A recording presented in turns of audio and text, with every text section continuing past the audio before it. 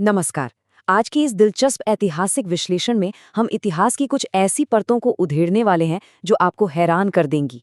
हमारा मकसद यहाँ सिर्फ कुछ सूखी तारीखें या पुराने नाम रटना बिल्कुल नहीं है, बल्कि हम उस बेहद शातिर और सुनियोजित प्रशासनिक मकड़ जाल को डीकोड करेंगे जो अंग्रेजों ने भारत में बुना था।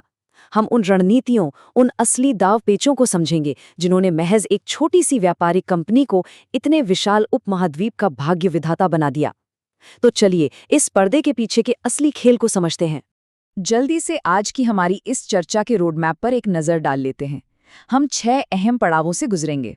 व्यापारियों के शासक बनने से लेकर साम्राज्य के स्टील फ्रेम, उनकी कानूनी चालों, तथाकथित सुधारों की असलियत, 1857 के पावर शिफ्ट और आखिर में विभाजन की राजनीति तक। बस यूं समझ लीजिए, ये 150 सालों के इतिहास का एक जबरदस्त और आंखें खोल देने वाला सफर होने वाला है। तो चलिए सीधा मुद्दे पर आते हैं। एक बहुत ही बुनियादी लेकिन दिमाग घुमा देने वाला सवाल है। आखिर वो लोग जो सिर्फ एक तराजू लेकर व्यापार करने हमारे यहाँ आए थे, वो अचानक तलवार थामे हुक्मरान कैसे बन गए? जाहिर है ये कोई रातों रात हुआ जादू नहीं था। ये दशकों तक चली एक सोची समझी प्लानिंग थी, जिसे समझना हमारे लिए बहुत जरूरी है। शुरुआत करते हैं हमारे पहले पड़ाव से, व्यापारियों से शासक तक का सफर। ये वो दौर था जब ईस्ट इंडिया कंपनी ने पहली बार अपनी सिर्फ मुनाफा कमाने वाली सोच को किनारे रखकर सत्ता के गलियारों में कदम रखा। रॉबर्ट क्लाइव जैसे प्रशासकों ने प्राइवेट व्यापार और रिश्वतखोरी पर लगाम कस के ये साफ कर दिया था कि भाई अब हम यहाँ सिर्फ व्यापार करने नहीं आए हैं। सत्ता के इस ट्रांसफर की असली शुरुआत तब हुई जब वॉरेन हेस्टिंग्स ने कमान संभाली। उन्होंने सबसे पहले दोहरे शासन को खत्म किया और खजाने को सीधे कैलकाटा शिफ्ट कर दिया। यहीं से पहली बार एक कच्चा पक्का सरकारी ढांचा तैयार हुआ। हालांकि दिलचस्प बात यह है कि हेस्टिंग्स की बफर जोन बनाने की नीतियां इतनी ज्यादा विवादास्पद थीं कि जब वो इंग्लैंड वापस लौटे तो उन पर बकायदा महाभियोग या इम्पीचमेंट का मुकदमा तक चला। आप सोच सकते हैं कि शुरुआत में कंपनी का राज कितना उथल-पुथल भरा रहा होगा। अब बढ़ते हैं हमारे दूसरे हिस्से की तरफ, साम्राज्य का इस्पाती ढांचा यानी एम्पायर्स स्टील फ्रेम। हेस्टिंग्स ने जो कच्चा ढांचा बनाया था, उसे एक सख्त और बेहद प्रोफेशनल सरकार का रूप देने का काम उनके बाद आने वाले प्रशासकों ने किया। 1793 का कॉर्नवालिस कोड प्रशासन का एक असली मास्टर स्ट्रोक था। लॉर्ड कॉर्नवालिस ने शक्तियों को बांटने का यानी सेपरेशन ऑफ पावर्स का एक बेहतरीन लेकिन बहुत सख्त नियम लागू किया। उन्होंने क्या किया? उन्होंने जिला कलेक्टर से न्याय करने की पावर पूरी तरह छीन ली और उसे सिर्फ टैक्स वसूलने की मशीन बना दिया। न्याय के लिए एक अलग जज बैठा दिया गया। शक्तियों के इस बंटवारे ने एक बहुत ही कुशल लेकिन आम लोगों से पूरी तरह कटी हुई एक बेरहम नौकरशाही को जन्म दिया। इसी सिस्टम को हम आज भी प्रशासन का स्टील फ्रेम कहते हैं। वैसे आगे बढ़ने से पहले एक बड़ा दिलचस्प फैक्ट देखिए। भारत में इस सिविल सेवा की नींव रखने वाले लॉर्ड कॉर्नवालिस का निधन दरअसल भारत में ही हुआ था और उनकी कब्र आज भी उत्तर प्रदेश के गाजीपुर में मौजूद है। हैला कमाल की ऐतिहासिक विडंबना। खैर, ये तो बात हुई प्रशासनिक ढांचे की, लेकिन ये साम्राज्य अपना विस्तार कैसे कर रहा था, चलिए वो भी देखते हैं। पड़ाव नंबर 3, मीठा जहर और कानूनी जाल। अंग्रेज ये बहुत अच्छी तरह समझ गए थे कि हर राज्य को सिर्फ लड़कर या जंग जीतकर नहीं हथियाया जा सकता। इसलिए उन्होंने ऐसी नीतियां बनाई जो बाहर से देखने में सुरक्षा कवच लगती थीं, लेकिन अंदर ही अंदर राज्य को पूरी तरह खोखला कर देती थीं। लॉर्ड वेलेस्ली की सहायक संधि या सब्सिडियरी अलायंस लिटरली एक मीठे जहर की तरह काम करती थी। इसमें भारतीय राजाओं से कहा जाता था कि भाई, आपकी सुरक्षा के लिए हमारी ब्रिटिश सेना आपकी राजधानी में रहेगी, लेकिन उसका सारा खर्चा आपको उठाना पड़ेगा। और सबसे बड़ी शर्त, आपकी विदेश नीति अब ब्रिटिश हुकूमत तय करेगी। सुनने में राजाओं को ये एक सेफ डील लगी, लेकिन इसी जाल में फंसकर हैदराबाद और मैसूर जैसी बड़ी बड़ी रियासतों ने किश्तों में अपनी पूरी आज़ादी खो दी। राजा गद्दी पर तो रहता था, पर उसकी लगाम पूरी तरह लंदन के हाथों में आ चुकी थी। और जो इस मीठे जहर से बच गए ना, उनके लिए डलहौजी ने तैयार किया था व्यपगत का सिद्धांत यानी डॉक्ट्रिन ऑफ लैप्स। ये एकदम सीधा साधा कानूनी जाल था। अगर किसी राजा का अपना कोई सगा बेटा यानी पुरुष वारिस नहीं है तो गोद लिए हुए बेटे को मान्यता नहीं मिलेगी और राज्य सीधे ब्रिटिश राज में मिला लिया जाएगा। लेकिन यहाँ सबसे बड़ी विडंबना देखिए, 1856 में जब अवध की बारी आई तो वहाँ ये नियम लागू नहीं हो सकता था क्योंकि नवाब के तो वारिस थे। तब अंग्रेजों ने क्या किया?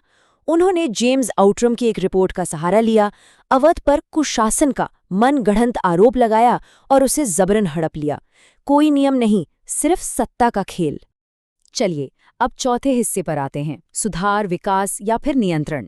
इतने दमन के बाद अंग्रेजों ने कुछ ऐसे कदम भी उठाए जो पहली नज़र में भारत की भलाई के लिए लगते हैं, लेकिन हमें सोचना होगा, क्या ये वाकई निस्वार्थ सुधार थे या फिर बस औपनिवेशिक नियंत्रण की एक और नई परत? 1830 के दशक में लॉर्ड विलियम बेंटिक के सुधारों को ही ले लीजिए। उन्होंने सती प्रथा पर बैन लगाया, कन्या भ्रूण हत्या रोकने की कोशिश की और कैप्टन स्लीमन के साथ मिलकर ठगी प्रथा का अंत किया। हमारे स्रोत इन कदमों को बिल्कुल न्यूट्रल नजरिए से देखने की सलाह देते हैं। कुछ विश्लेषकों का मानना है कि ये इंग्लैंड में बढ़ रही उदारवादी सोच का सीधा असर था। वहीं कई दूसरे एक्सपर्ट्स इसे अंग्रेजों के सिविलाइजिंग मिशन का हिस्सा मानते हैं, यानी दुनिया को ये दिखाना कि वो यहाँ के लोगों को सभ्य बनाने आए हैं ताकि वो अपने विदेशी शासन को सही ठहरा सके। इस दोहरे चरित्र का सबसे परफेक्ट उदाहरण है 1853 में डलहौजी द्वारा शुरू की गई रेलवे।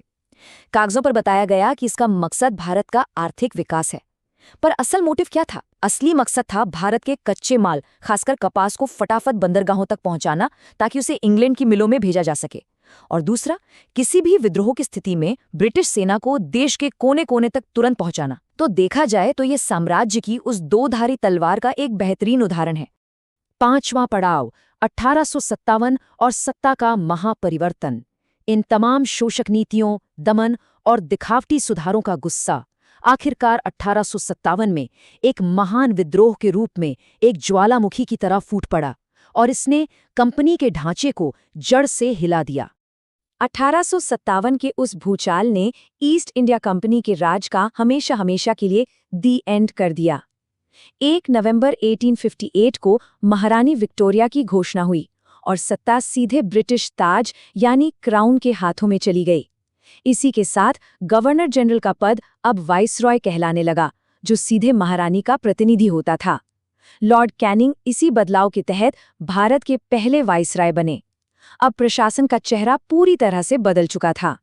वायसरायों के इस दौर में कुछ बड़ी हैरान करने वाली घटनाएं भी हुईं, जैसे लॉर्ड मेयो का किस्सा।